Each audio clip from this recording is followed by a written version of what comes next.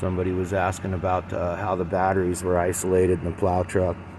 One over there, one over there. They're not tied together though, so that way if one battery gets drained down, I mean, it doesn't drain them both down. And the way they're isolated is through a solenoid.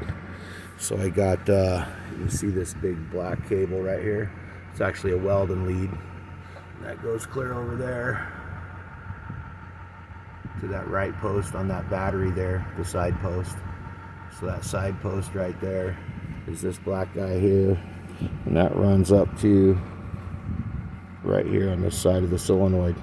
So the other battery then, this is the positive on this battery, it runs to the other side of the solenoid over here.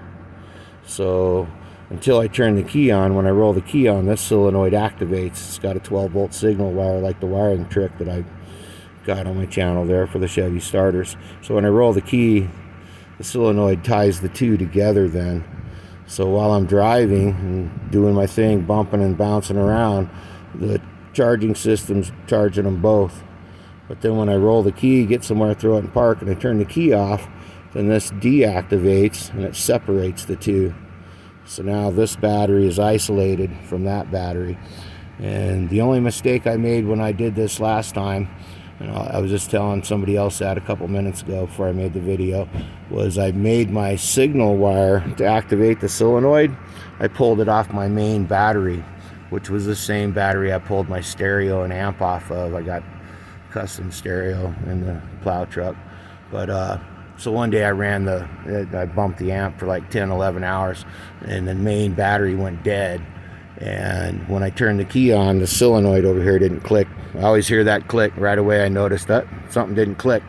Well, that's because I pulled the signal wire to activate this solenoid off the main battery.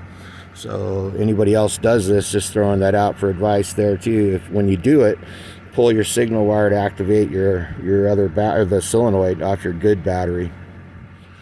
That way you don't. I just ended up taking a jumper wire real quick, and I pulled, hooked the little wire under the 12 volts here, activated the solenoid, so it wasn't a big deal. This one was sitting here totally charged, ready to go. I just wired it to the other battery, the main battery that's going to go dead, so I didn't have enough juice to activate the solenoid.